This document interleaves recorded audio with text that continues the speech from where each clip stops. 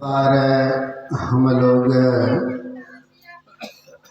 आस्था और विश्वास के साथ गुरु महाराज का जय घोष करें ताकि हम लोगों का अंतःकरण पवित्र हो जाए। बोलिए प्रेम श्री सद्गुरु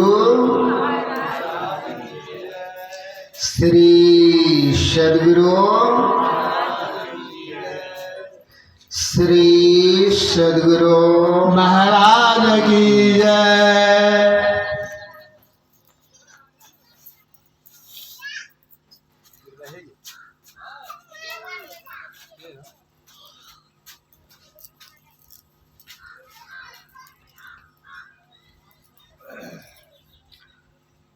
बंदो गुरुपद कंज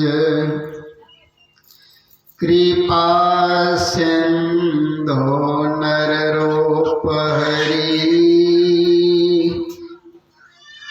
महामोहतम पुंज जासु वचन रवि करणी कर मेरा मुझ में कुछ नहीं जो कुछ है सब तोर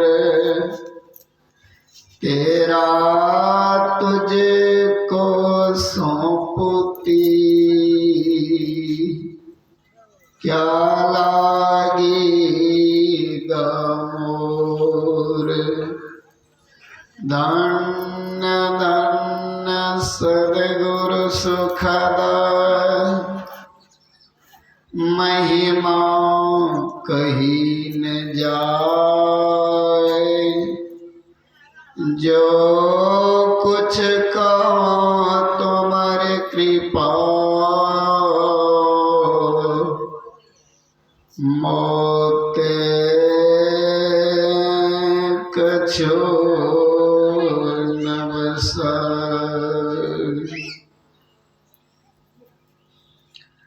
सर्वोच्च सिंहासन पर विराजमान सद्गुरु भगवान की पावन चरणों में अनंत बार प्रणाम। मंचस्थ वंदनीय साधु समाज गुरुजनों धर्म प्रेमियों सज्जनों माताओं तथा भक्तिवती बहनों सबको मेरा सत्य सत्य नमन।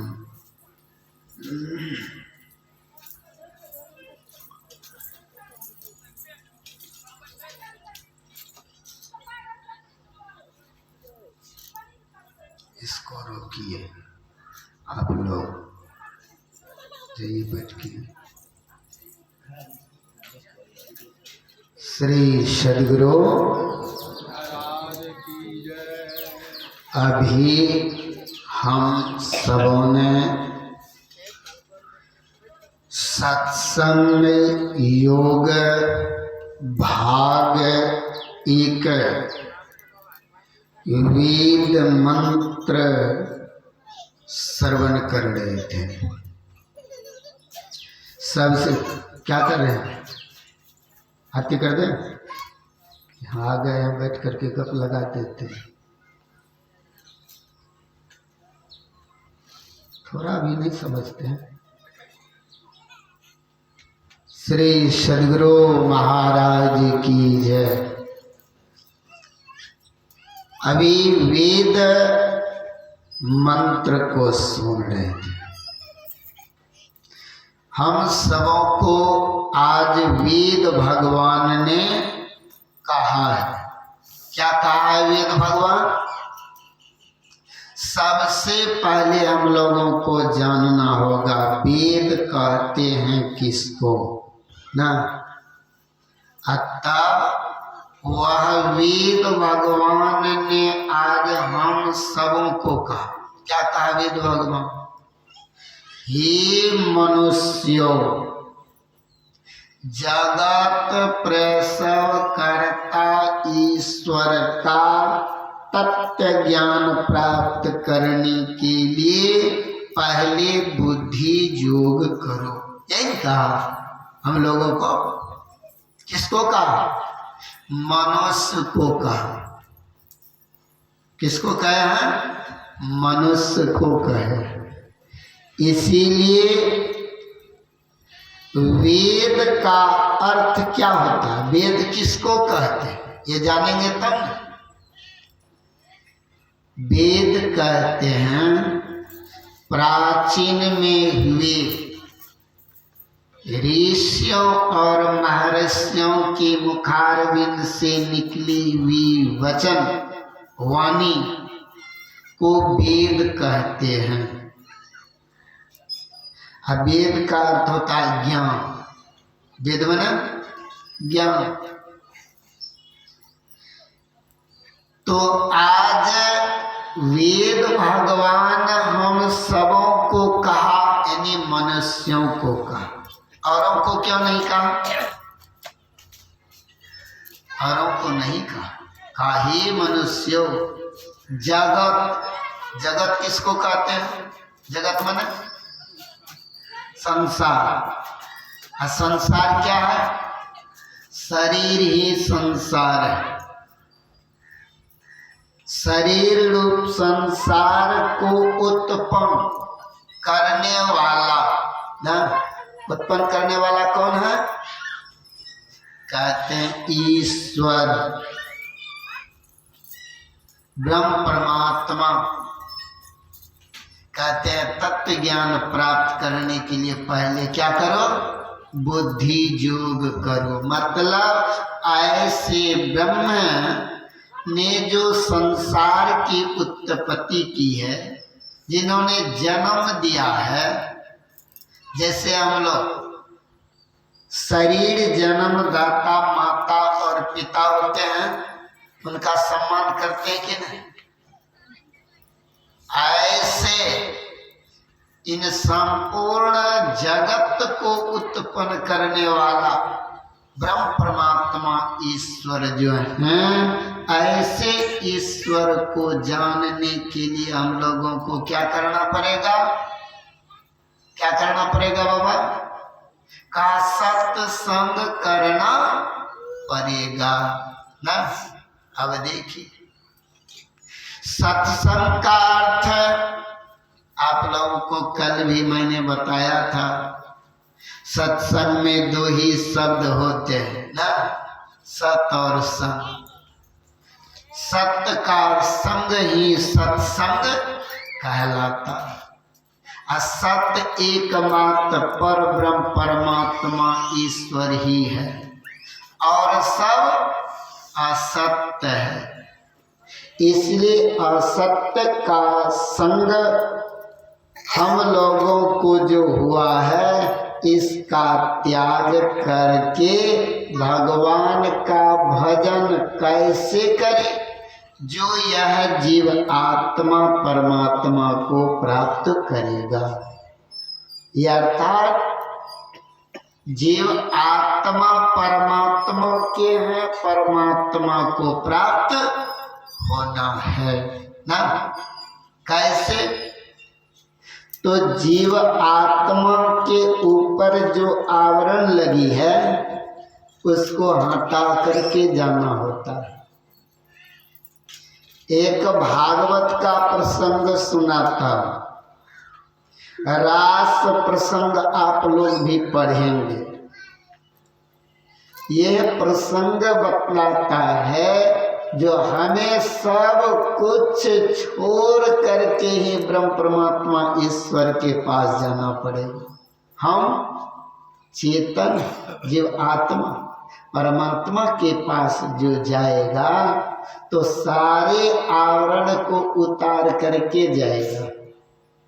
रास प्रसंग को पढ़िएगा तो रास में आया है,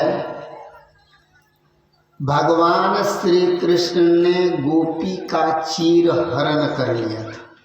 हरण हुआ था कि नहीं? चीर हरण आप लोग जानते हैं क्या? चीर हरण, चीर यानी कपड़ा, वस्त्र का हरण कर लिया। कहाँ से? जमुना के तट पर से, ना, जमुना तट पर से। क्योंकि गोपी लोग स्नान कर रहे थे, वस्त्र को कहाँ रख दिया था? जमुना के तट पर रख दिया। और वे क्या किए? सब के सब निवस्त्र होकर के जल में प्रवेश करके और स्नान करने लग गए। आज जैसे स्नान के लिए गए तो वैसे क्या हुआ? भगवान उधर से आए, सबका चीर ले करके कदम के वृक्ष पर चढ़ गए। इधर सबको होश आया, जाए मेरा कपड़ा कहाँ है ना? तो वहाँ भगवान श्री कृष्ण कदम के डाली पर जल से ही अवतार, मेरा कपड़ा दे दो, मेरा कपड़ा दे दो। कहा आओ ले जाओ। कहा कृष्ण हम सब के सब वस्त्रहीन हैं, इसलिए तू मेरी कपड़ा यहाँ पहुंचा दो। तो भगवान श्री कृष्ण ने उत्तर दिया। क्या देते हैं उत्तर जानते हैं? कहा अरे जैसा तू हो वैसा हम, इसलिए तू आओ और ले जाओ। दूसरी बात, यहाँ कोई है भी नहीं, यहाँ कोई है भी नहीं, इसलिए यहाँ एक तुम ही हो और दूसरा मैं ही। तुम्हें यहाँ आने में क्या लज्जा? आओ और अपना वस्त्र ले जाओ। बड़ी रहस्यमयी प्रसंग है यार, समझ लीजिए। गोपी किसको कहते हैं? गोपी, गोपी कहते हैं किसको? केवल गोपी की रास हम सब पढ़ते हैं, लेकिन गोपी किसको कहते हैं इसका पता ही नहीं है, तो रास का आनंद कहाँ मिलेगा? आज जान लीजिए, गोपी और गो दो होते हैं ना, एक गोप और दूसरा गोपी। गोप कहते हैं मन को, कि मेरा मन जो है यह गोप है, यह चेतन आत्मा जो है यह गोपी है। चेतन आत्मा गोपी है। इस चेतन आत्मा किसका है? परमात्मा का। श्री कृष्ण ब्रह्म है, परमात्मा। भगवान श्री कृष्ण ऐसे जीव को कह रहा है ना, हे जीव, जो ही तू है वही तो मैं ही हूं। अब तू आना चाहती हो मेरे पास ना, तो आओ, इसमें दिक्कत क्या? देखिए आ जाओ। अब गोपी यानी जीव, वह जीव, जीव पीव से मिलने के लिए जा रहा है। अब फिर भी कहते हैं कृष्ण अब मेरा वस्त्र दे दो। वस्त्र क्या है? ये शरीर कपड़ा है, शरीर कपड़ा है।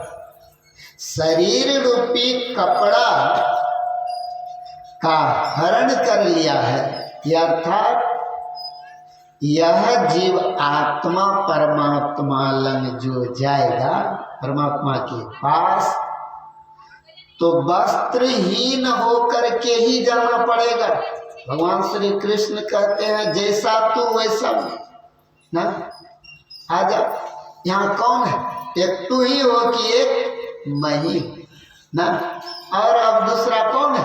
यहाँ तो कोई है नहीं। यहाँ कहने का भाव है जीव आत्मा और परमात्मा, जीव आत्मा जब जाएगी परमात्मा प्रियतम के पास, परमात्मा को क्या कहा प्रियतम, क्यों? कबीर साहब ने भी कहा आत्मा दुल्हिने आवरामा चलली गुरु जत सरियो हे सखिया, सिर पर शोभै प्रेम के चंगेरियो हे सखिया, कियो दिल के गेहूँ रामा, कियो दिल के चंगेरियो हे सखिया, कौन बैरिया पीसाक भेजल हे सखिया, सासु दिल के गेहूँ रामा, नाना दो दिल के चंगेरियो हे सखिया, गोतनी बरीनिया पीसाक भेजल हे सखिया। आत्मा को दुल्हीन कहा और परमात्मा को दुल्हा ना। ये शरीर रूप संसार तो बारात है ना, दुल्हा दुल्ही मिल गई या फीकी पड़ी बारात ना। बारात तो द्वार लगा देते हैं, दरवाजा लगा करके छितिर बितिर होकर के सब फरार हो जाते होते कि ना। तो ऐसे चेतन आत्मा जब परमात्मा से मिल जाते हैं, योग का अर्थ होता है मिलन, मिला, योग में ना मिला, चेतन आत्मा और परमात्मा की मिलाप को पूर्ण योग कहते हैं, उनको पूर्ण योग कहते हैं। इसीलिए गुरु महाराज ने पदावली में लिखते योग हृदय में वास न, तन वास है तो क्या ना, यानी शरीर में आप रहो अथवा न रहो, योग हृदय में वास न, तन वास है तो क्या, तन मन शरीर, शरीर में आप रहो कि नहीं रहो। इसलिए कहा योग करो, यथार्थ चेतन आत्मा को परमात्मा से मिलाओ, यही योग है। ऐसा योग करने के लिए हम लोगों को संत सदगुरु बतलाते हैं, और संत सदगुरु से युक्ति लिए बिना इस जीव की मुक्ति नहीं होगी। अर्थात एक एक शरीर में जो कैद है वह कैदी की तरह जो जीवन जी रहा है ना, ऐसे जीवन से छुटकारा नहीं मिलेगा। इसलिए आप पूर्ण योग करें। इसलिए भगवान श्री कृष्ण कहते हैं यहाँ तो एक तू ही हो और एक मैं ही हूँ, इसलिए दूसरा तो कोई है नहीं, कौन देखेगा आ जाओ। इसका मतलब यही हुआ ब्रह्म के ऊपर में कोई आवरण नहीं है। ब्रह्म के ऊपर में कोई आवरण है नहीं है।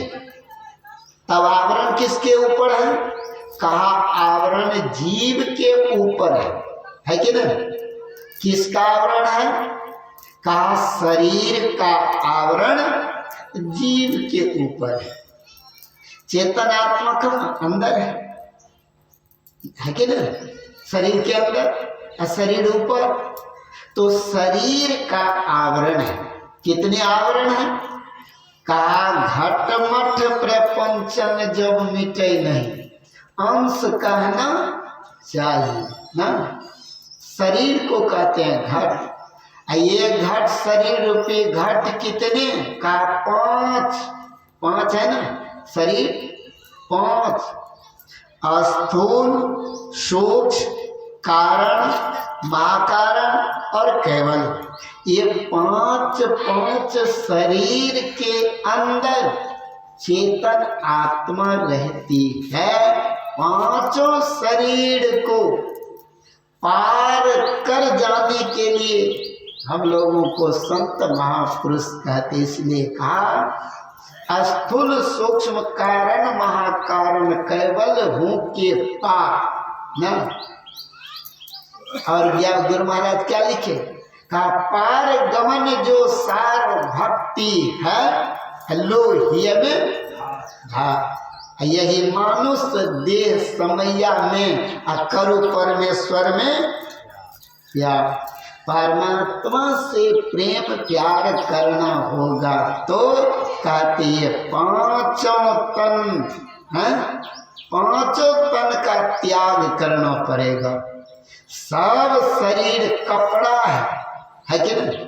शरीर कपड़ा है, और सब शरीर कपड़ा को उतार दोगे तो देखिए वस्त्रहीन शरीर कितना हूँ सुंदर क्यों ना हो, लेकिन देखने में असुंदर लगता है।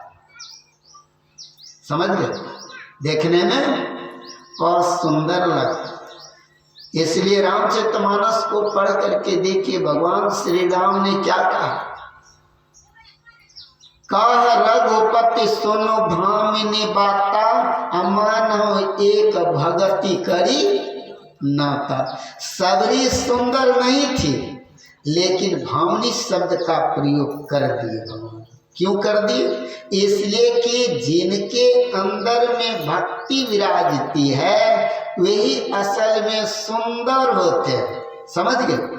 उसी को सुंदर कर, जिसको भक्ति नहीं है ये शरीर की सुंदरता नहीं कहलाती है। परमात्मा की दरबार में शरीर की सुंदरता की कोई महत्व नहीं रह जाता जिन शरीर से भगवान का भजन नहीं होता। इसलिए भजन करना, इसलिए कहते हैं सारे आवरणों को उतार करके ही ब्रह्म परमात्मा ईश्वर के पास जाना चाहिए। समझ गए? इसी के लिए हम लोग क्या करते हैं? भजन करते हैं, भक्ति करते हैं, सत्संग करते हैं। ये जितने भी शुभाशुभ कर्म हमारे द्वारा होता है, इन सारे शुभ कर्मों का उद्देश्य एक है। वह एक उद्देश्य क्या है? एक ब्रह्म परमात्मा ईश्वर की प्राप्ति, उनसे मिलना, यही एक हम उद्देश्य जीव का। पीव का मिलन कब हो ना, यही ना। इसलिए कब मिलन हो, इसके लिए हम लोगों को प्रयत्नशील रहना पड़ता है। एक बार भगवान श्री कृष्ण पूर्णमासी के दिन, देखिए पूर्णमासी के दिन, पूर्णमासी जानते हैं पूर्णिमा, पूर्णिमा को चंद्रमा क्या होती है? पूर्ण प्रकाश से प्रकाशित रहती है। कहा पूर्णमासी के दिन भगवान श्री कृष्ण क्या किए, तो ब्रज से निकल करके, समझिए ब्रज यानी वृंदावन ना। वृंदावन किसको कहते हैं? वृंदावन किसको कहते हैं? ब्रह्मांड को ही वृंदावन कहते हैं, ये ब्रह्मांड। और वृंदावन में भगवान श्री कृष्ण क्या किए थे? वृंदावन में भगवान श्री कृष्ण क्या किए थे? लीला किए थे। कितने लीला किए? गोपियों के साथ किया कि नहीं? तो यह पिंडी, ये पिंड आंख से नीचे वाले भाग पिंड है, आंख से ऊपर वाले भाग ब्रह्मांड है। ब्रह्मांड में ही सब लीला होती है। समझ लो, ये शरीर में क्या लीला होगी? इन माताओं को यहाँ से हटा दिया जाए तो अच्छा होगा। देखिए सत्संग नहीं सुनेगा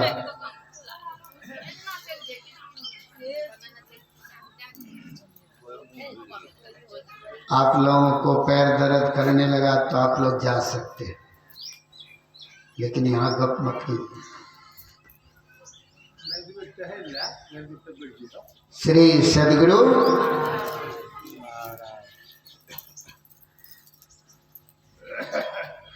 क्या सुना रहे थे? ब्रह्मांड में ना, तो ऐसे श्री कृष्ण की लीला ब्रह्मांड में देखने को मिलता है। अर्थात ब्रह्म की प्राप्ति इन शरीर में कहाँ होगी? है तो शरीर रूप संसार सब जगह सर्वत्र है, हरि व्यापक सर्वत्र समाना, हो यही प्रेम प्रकट में जाना। लेकिन प्रेम कब होगा? जब मिलन हो जाएगा, आत्मा और परमात्मा की मिलन हो जाए। इसलिए कहा जय यह पिंड से ब्रह्मांड में, यानी पिंडी मन को ब्रह्मांडी बनाना पड़ता है। पिंडी मन को ब्रह्मांडी बनाने के लिए क्या करना पड़ेगा? सदगुरु की युक्ति जानना पड़ेगा। सदयुक्ति को जान करके तब जो भजन करेंगे तब होगा, नहीं तो होने वाला नहीं है। इसीलिए आज का सत्संग गया। हाँ, बड़ी विचित्र बात, सब जानते हैं, पहले कह दिया। श्री सदगुरु महाराज की जय। बड़ी समान स्वरूप में आप लोगों को आज का सत्संग में सुना। हाँ, गहराई आप लोगों को नहीं सुनना चाहते, क्योंकि संत मत के अनुयायी जो होगा उसको प्रेम होगा गहराई से। हाँ, जो इधर उधर, तो श्री सदगुरु सुनिए ध्यान से, बड़ी समा स्वरूप में।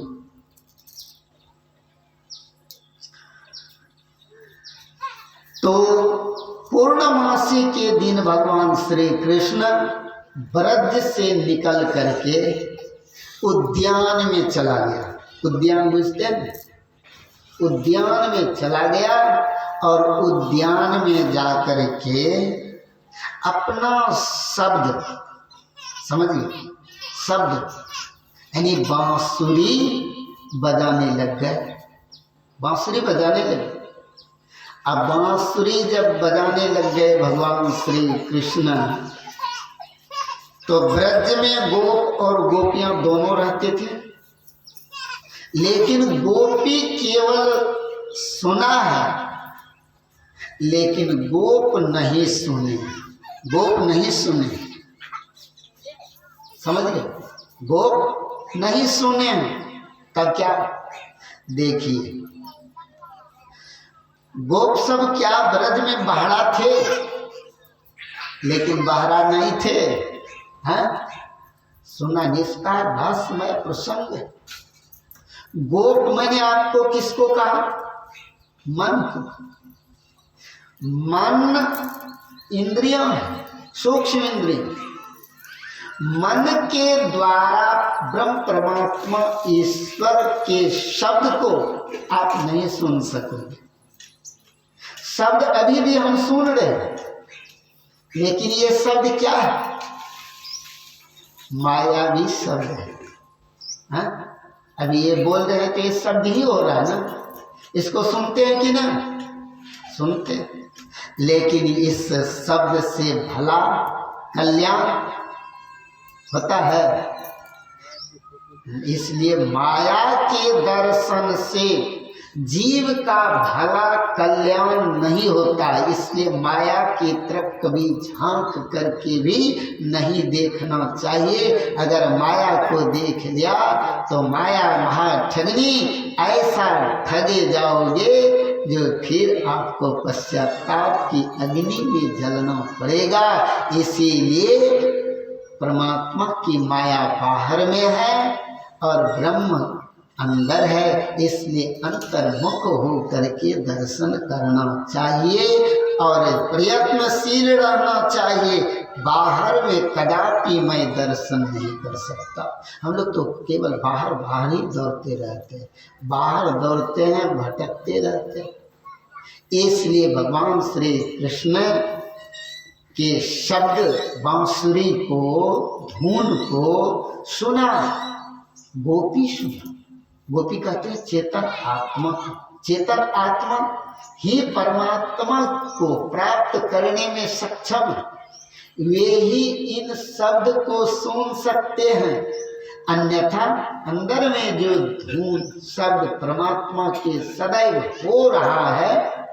गुरु महाराज ने कहा निज तन में खोज सज्जन, बाहर न खोजना, अपने ही घट में हरि है, अपने में खोजना। बजती है 5 नौबतें, सुनी एक एक को, अप्रति एक पे चढ़ी जाई के, अनिज ना है खोजना। समझ, प्रत्येक मंडल पर जो शब्द होता है, साधक उन सब शब्द को सुनते हैं और प्रत्येक मंडल पर कहते हैं चढ़ चढ़ के खोजना ना। निज तन, निज में अपना, तन में शरीर, अपने ही शरीर के भीतर खोजो तब मिलेगा, अगर नहीं खोजेंगे तो नहीं मिलेगा। इसलिए खोजने का प्रयत्न अपने शरीर के अंदर ही करना चाहिए कि नहीं करना चाहिए। इसलिए मेरे कहने का भाव है। तो भगवान श्री कृष्ण क्या किए, तो उन बांसुरी की धुन यानी बजाया। अब गोपी लोग वहां चला, कहाँ चले आए गोपी लोग? गोपी लोग चले आए जहां शब्द होती थी। प्रकाश मंडल में जो शब्द को साधक पकड़ता है, उन शब्द के सहारे साधक निःशब्दम परम पद तक जाता है। अंधकार मंडल में जो शब्द होता है, उन शब्द को तो सब कोई सुनता है, लेकिन परमात्मा की प्राप्ति किसी को होता ही नहीं। कहने का भाव केवल समझ ना। इसलिए कहते अंधकार मंडल को पार करके प्रकाश मंडल के प्रथम स्थान के स्थानीय दर्शन करते हुए जो आगे बढ़ता है तो ज्योतिर्मय स्थान का दर्शन होता है।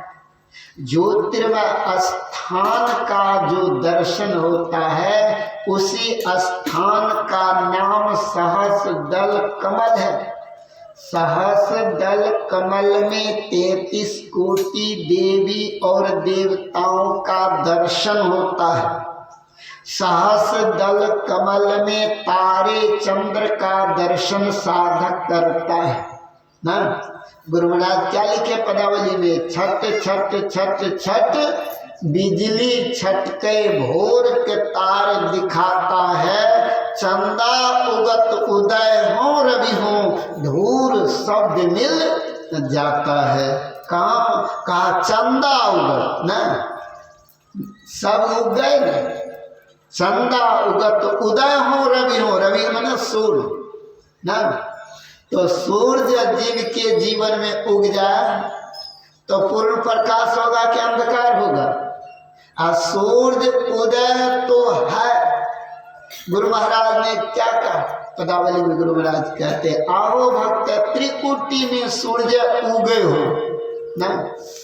त्रिकुटी महल में जो साधक जाता है पूर्ण प्रकाश को पाता है, त्रिकुटी महल में। और गुरु महाराज कहते त्रिकुटी महल में विद्या सारा, त्रिकुटी महल में ही सब विद्या की प्राप्ति हो जाएगी, हो जाती है। समझ गए? हाँ, त्रिकुटी महल। तो सहस्रदल कमल के सटे त्रिकुटी महल है ना। सहस्रदल कमल के सटे और जब साधक अपना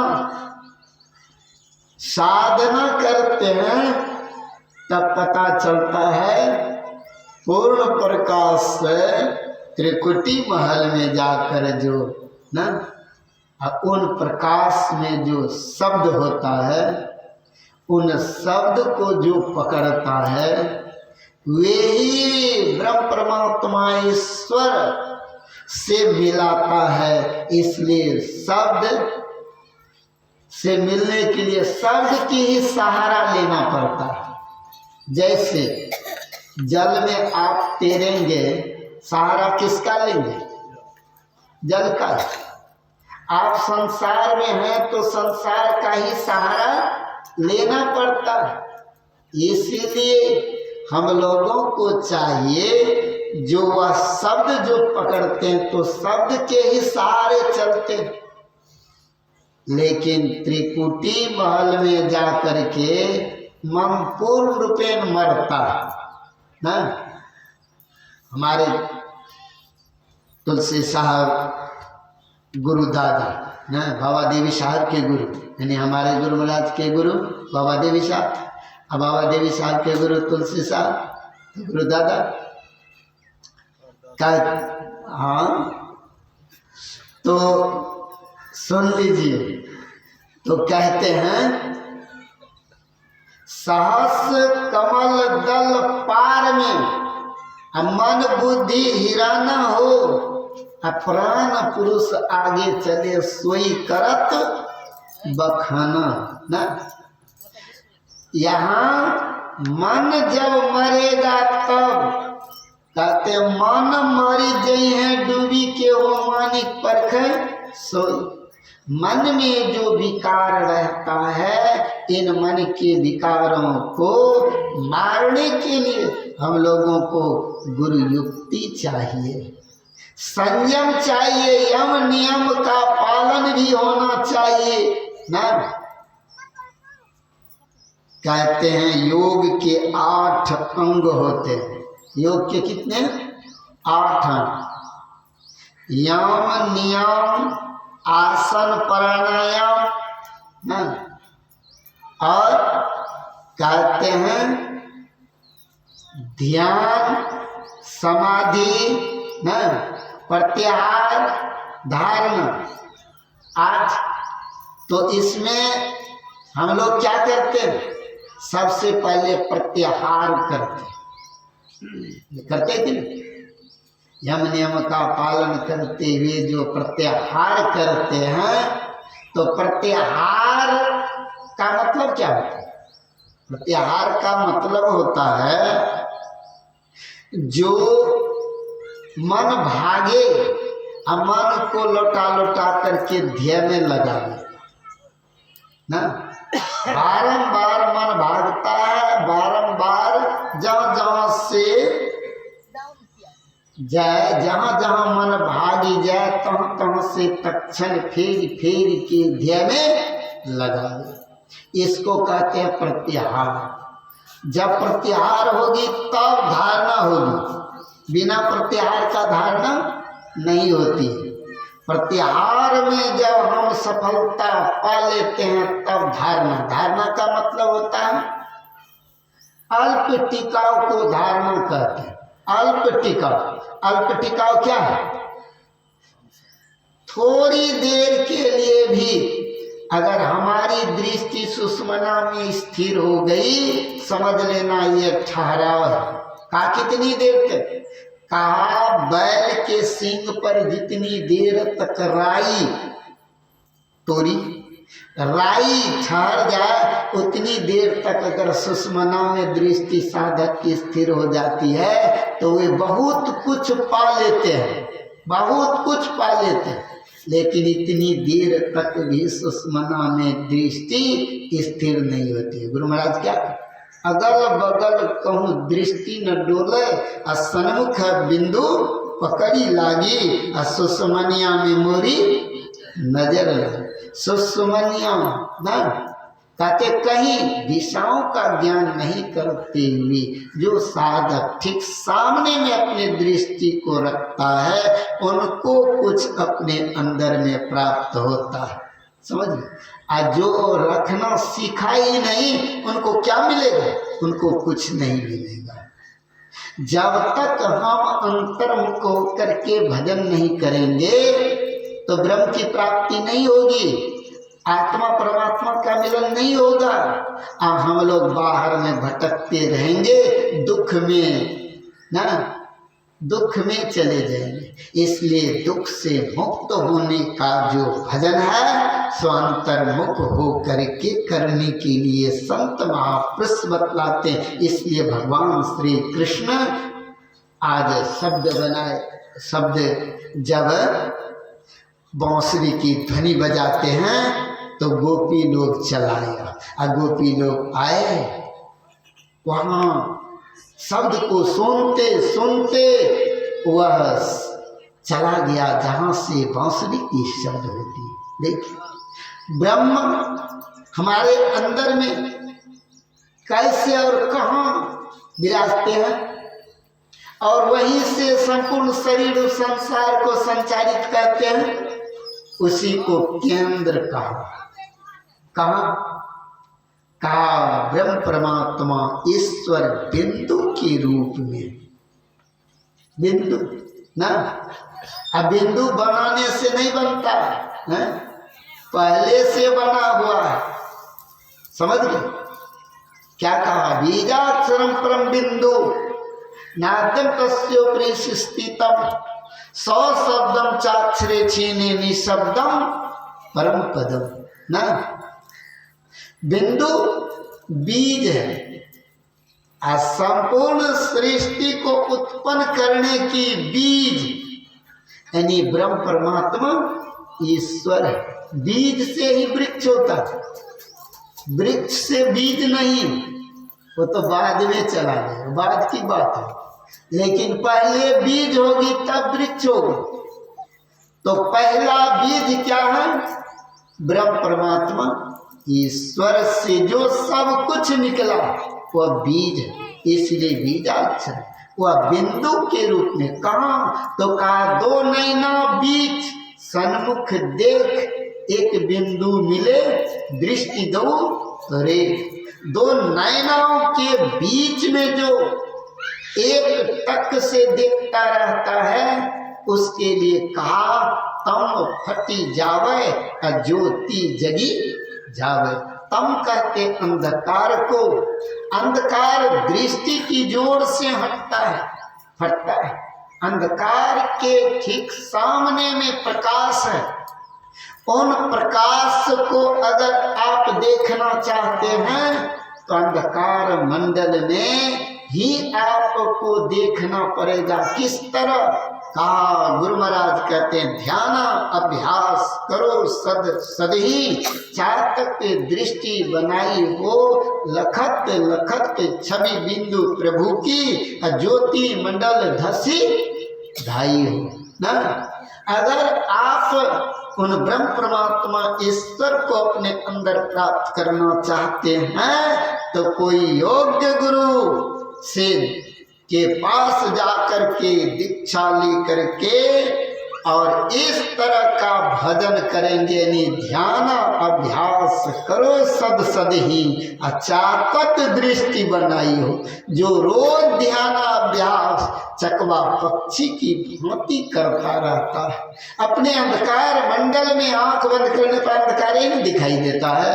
इन अंधकार मंडल में जो कोई अपनी दोनों दृष्टि की धारों को एकाग्र करते नहीं मिलाने में लगा रहता है, मिला करके जैसे मिलेगा तब प्लस माइनस मिल जाता है तो क्या हो जाता है?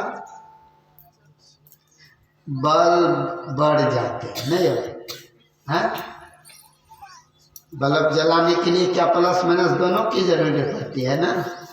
के गरम ठंडा दोनों की जरूरत है। इसलिए इस तम अंधकार अपने जीवन से अंधकार को खत्म करने के लिए दोनों धारें मिलानी होगी। दोनों दृष्टि की धारे को मिलाना होगा और मिलाने की युक्ति कला सीखना होगा। पहुंचे वे संत सदगुरु से, जो यह काम कर लिया है उनके पास जाकर उनसे सीखोगे तब वही सिखाएगा कैसे मिलाया जाता है ना। इसलिए तब जो वह दृष्टि जहां जाकर के मिल जाएगी तो समझ लीजिएगा, समझ रहे, जहां जाकर के मिलेगी। ऑपरेटर कहाँ चले गए? ऑपरेटर कहते हैं अब बंद करने के लिए। हाँ अच्छा, बंदे कह दिया। श्री सदगुरु रुक जाओ, घंटा मिलावे दियो। श्री सदगुरु, हाँ, तो इसलिए इस तरह का भजन करने के लिए भगवान श्री कृष्ण आज क्या कर रहे हैं? तो धनी को सुनकर गोपी लोग चला गया और गोपी लोग वहां जाते हैं तो भगवान श्री कृष्ण से कहते हैं, हे कृष्ण, आ गया। देख करके गोपी को देख करके भगवान श्री कृष्ण कहते हैं, तुम लोग आप तो दर्शन कर लिया ना, मेरे पास आकर के मेरा दर्शन हो गया, तुम लोगों को अब जाओ जल्दी से भागो मेरे पास। अब गोपी क्या कहती है, देखिए कितना ये प्रसंग रहस्यमय प्रसंग। गोपी कहती है, हे कृष्ण, अरे सत्ययुग, द्वापर, त्रेता और कलयुग 4 युग होती है और चारों युग की आयु होती है ना। समास में सुन ली। और अपने अपने आयु को समाप्त करके मैंने सतयुग में तेरा भजन किया तुम्हें प्राप्त करने के लिए। 17,28,000 वर्ष जो मैंने भजन किया से हे कृष्ण केवल एकमात्र तुम्हारे प्राप्त करने के लिए ही मैंने तुम्हारा भजन किया। और त्रेता की आयु होती है कितनी? 12,96,000। इतने वर्षों तक मैंने जो भी शुभ शुभ कर्म किया है केवल तुझे प्राप्त करने के लिए। और द्वापर की आयु होती है 8,64,000 वर्ष। इतने वर्षों तक मैंने जो भजन किया सो केवल आपको पाने के लिए। हे कृष्ण, अब इतना भजन करने के बाद मैंने तुम्हारे पास आया हूँ अब जाने के लिए। जो जीव पीव से मिल जाता है तो पीव ही हो जाता है ना, तो फिर जीव का अस्तित्व तो समाप्त हो जाता है। फिर तू जाने क्यों कहते हो? कृष्ण, मैं नहीं जा सकता, इसीलिए ही कृष्ण अब तो कहा अच्छा नहीं जाओगे? कहा नहीं। अच्छा तब ठीक है राजा, नहीं जाएगा तो भगवान ने उनको तो भगाने का प्रयत्न किया लेकिन भागा नहीं। अब देखिए क्या हुआ, सब के सब आनंदित हुए। अब ये कृष्ण मेरा मेरा मेरा, सारी गोपियां कहते ये कृष्ण मेरा तो मेरा। अब भगवान किसी का नहीं है और नहीं तो सबका है। मतलब क्या? ये जीव के ही पीव होते हैं ना। और जो भजन करता है वह अपनाता है, जो भजन नहीं करता वह गमाता है। समझ गए? उसका आनंद उसको नहीं मिलता। इसलिए वे क्या करते हैं, कहा अच्छा ठीक है। अब वे क्या किया तो गांठ में गांठ बांध करके सबके सब आनंदित होने लग गए हैं। एक दिन एक गोपी के अंदर में अहंकार आ गया। अहंकार ऐसा आया जब भगवान श्री कृष्ण ने क्या किए, तलोपित हो गए। हाँ, अहंकार से सब कुछ विंश है। जो मैंने किया, अरे मैं कुछ नहीं किया, जो कुछ किया समर्थ प्रभु ने, परमात्मा ने सब कुछ किया, क्योंकि वे ही सामर्थ्यवान है। इसीलिए अहंकार जहाँ आ जाती है वहाँ ब्रह्म परमात्मा ईश्वर नहीं होते। इसलिए वे क्या किया, तो भगवान अलौकिक हो गए। अब तो सब व्याकुल हो गए, हाय हाय कृष्ण कहाँ चले गए, कहाँ चले गए। तब ढूंढने लगे पूरे, है ना, खोजते खोजते कहीं श्री कृष्ण नहीं मिला। एक गोपी क्या की, तो जाकर के एक वृक्ष के नीचे बैठ करके कहा, अब तो हम सब के सब थक गए हैं, कहाँ खोजें ब्रह्म को, यानी श्री कृष्ण तो ब्रह्म। अब इसी वृक्ष के नीचे बैठ करके भगवान का हम, तो भगवान श्री कृष्ण का ध्यान लगाया और उसी समय भगवान का जब दर्शन हुआ, कहते हैं अब कृष्ण तुम्हें कहीं जाने नहीं दूंगा। मतलब ये प्रसंग बतलाता है, हम लोग काशी मथुरा वृंदावन जहाँ जाते हैं तीर्थ व्रत कहीं भी जाएंगे तो कहीं भी जा करके भगवान का दर्शन नहीं होगा। मीराबाई ने कहा, मंगली में फूटल कपार ना, कहाँ जाए, काशी में खोज लो, मथुरा में खोज लो, खोजलो में भरमी संसार ना, दुनिया में कहीं खोजोगे परमात्मा मिलने वाला नहीं है। इसलिए जब भी मिलेगा अपने अंदर में मिलेगा। इसलिए कहते हैं बैठ करके भजन करो। बैठ करके भजन करने में आनंद किसी को आता है क्या कि बैठने में? हाँ, होता है कि नहीं कुछ? देख लीजिए इस तरह से तब भजन किया। तब उसी गोपी का नाम है, क्या जानते हैं? राधा। राधा का पूरे भागवत में खोजेंगे तो नहीं मिलेगी, नहीं मिलेगी राधा। और वे राधा क्या है? भगवान श्री कृष्ण ब्रह्म है। ब्रह्म की अविच्छिन्नी शक्ति ही राधा है। ब्रह्म की अविच्छिन्नी शक्ति ही सीता है ना।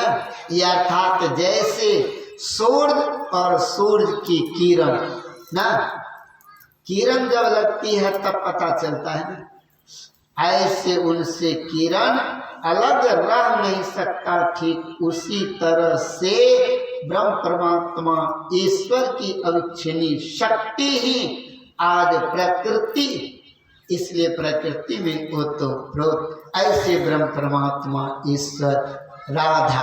तो राधा राधा जपते हैं तो देखिए राधा राधा जपते हैं तो क्या होता है बाबा?